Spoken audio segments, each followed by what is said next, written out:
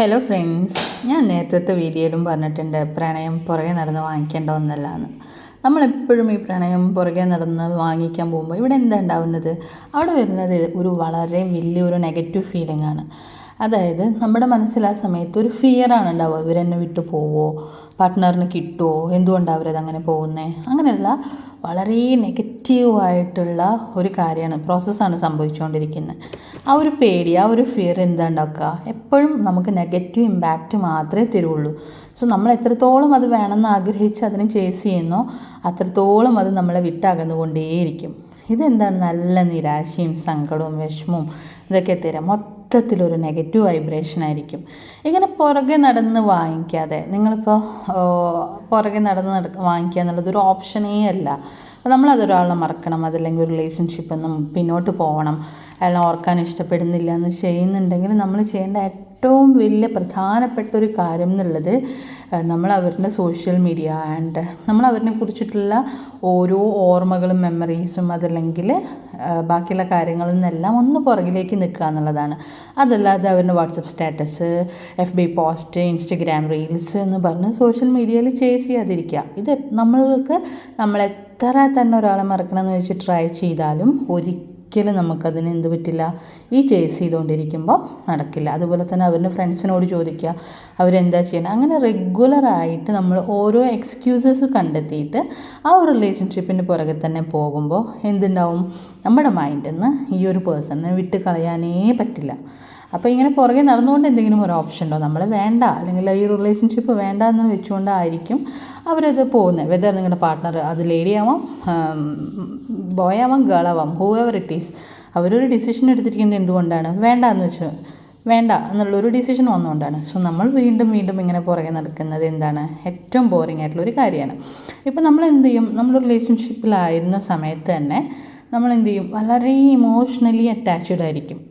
ആ ഇമോഷണൽ അറ്റാച്ച്മെൻറ്റിൻ്റെ സമയത്ത് നമ്മൾ അവർ വല്ലാതെ കെയർ ചെയ്യും. അവർക്കൊരു പ്രോബ്ലം ഉണ്ടാകുമ്പോൾ നമുക്ക് എഫക്റ്റ് ചെയ്യും.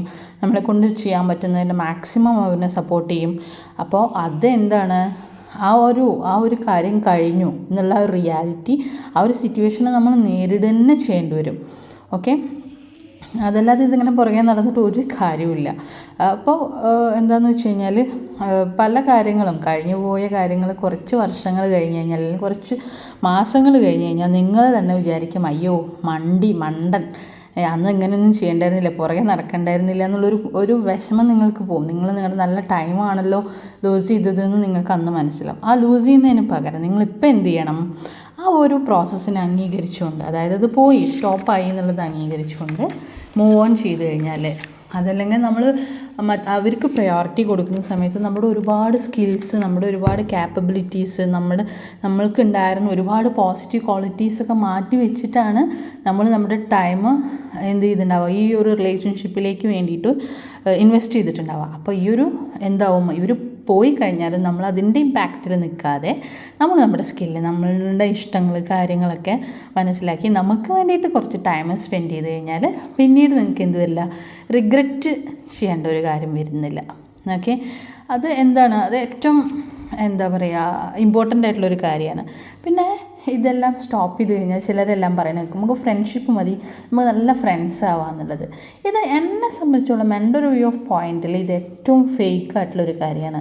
അതായത് ആത്മാർത്ഥമായിട്ട് ഇമോഷണലി അറ്റാച്ച്ഡ് ആയിട്ടുള്ള റിലേഷൻഷിപ്പിൽ, അത് വെദർ പ്രണയമാണെങ്കിലും അതല്ലെങ്കിൽ വേറെ എന്തൊരു ഇമോഷൻ ആണെങ്കിലും ഒരിക്കലും ആ ഒരു ലെവലിൽ നിന്ന് വീണ്ടും അതിന് മുകളിലേക്കുള്ള ഒരു ലെവലാണ് ഫ്രണ്ട്ഷിപ്പ് എന്നുള്ളത്. പക്ഷേ ആ ഒരു ലെവലിലേക്ക് കയറാൻ പറ്റുമോ എന്നുള്ളത് എന്നെ സംബന്ധിച്ചോളം വളരെ ഡൗട്ട്ഫുൾ ആയിട്ടുള്ളൊരു കാര്യമാണ്. അപ്പോൾ അതൊരു ഫേക്ക് ആയിട്ടുള്ളൊരു കാര്യമാണെന്നാണ് ഞാൻ വിശ്വസിക്കുന്നത്.